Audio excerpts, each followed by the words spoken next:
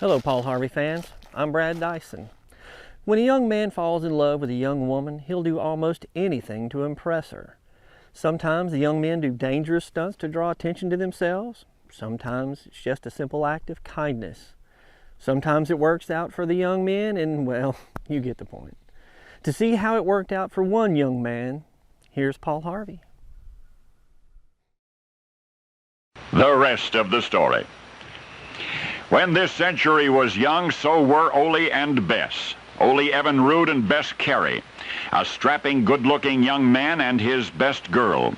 One sunny Sunday in Wisconsin's lush midsummer, Ole and Bess and some friends went on a picnic. They had a favorite picnic spot, the shores of Lake Okochee west of Milwaukee. It was so pleasant there, so quiet that their voices were as a joyous symphony in a hushed concert hall. To the others it was apparent, if tacitly expressed, that big, strong, gentle Ole was as in love as a young fellow could be. It was always in his expressions, in his rapt attentiveness to Bess. Indeed, he, Ole, would have done just about anything in the world for her, and yet he's so shy, could not find a way to say so. Until that one day, after their picnic feast was done, the sandwiches and the pie, and Bess batted the lashes above those huge, clear eyes, and she said, wouldn't it be wonderful if only they had some ice cream? Well, Ole jumped to his feet. There was a place just across the lake, he said. Couldn't be more than a mile or two, he said. A place called Schatz's, where ice cream was sold, and if Bess really wanted ice cream, he, Ole, would be happy to take one of the rowboats and retrieve some ice cream. Bess blushed, and she smiled sweetly, self-consciously. All that way just for her? Oh, she wouldn't hear of Ole going to all that trouble, but Ole was already headed for the rowboat. Oh, he'd return in no time, he said, and Ole set out across the lake. Well, Bess and the rest watched his powerful arms pull at the oars until both he and the tiny vessel had all but disappeared in the dazzling afternoon sunlight. It seemed a long time, really, before Ole reappeared with his precious cargo, and oh my goodness, he did look so proud. His friends cheered, waving from the shoreline, and then with outstretched hands, they eagerly received the ice cream containers, and they opened the first to discover not ice cream, but sweet, sticky soup. In the August heat, over a mile or so from one side of the lake to the other, the ice cream had melted. And Bess, for whom Ole's dashing effort had been in vain, dear Bess began to laugh. She tried to suppress it, but she just could not.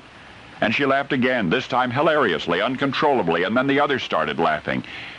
And though big, strong, gentle, shy Ole was able to force a smile, long after his friends forgot, he could not. Into the lives of each of us comes that one moment of ultimately unbearable embarrassment. Most of us get over it. Ole Evinrude never did.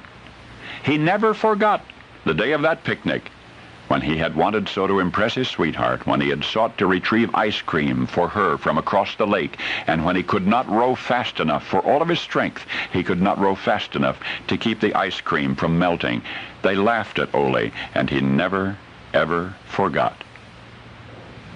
The next year, 1906, Ole Evinrude married Bess Carey, and soon after that, in memory of one wonderful, awful, sublimely happy, yet supremely humiliating summer afternoon, he, Ole, did something for which he will always be remembered. History records that a man named Ole Evinrude invented the outboard motor. And that is true. And now you know the rest of the story.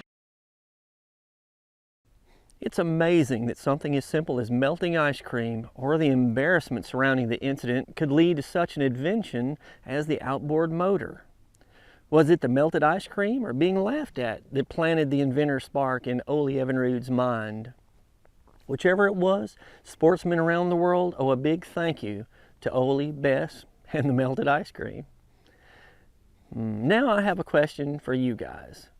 What was the craziest thing you've ever done to impress a woman? And women, what was the craziest thing a man has done to impress you? Let me know in the comments. Thank you for listening. I'm Brad Dison. And as Paul Harvey would say, good day.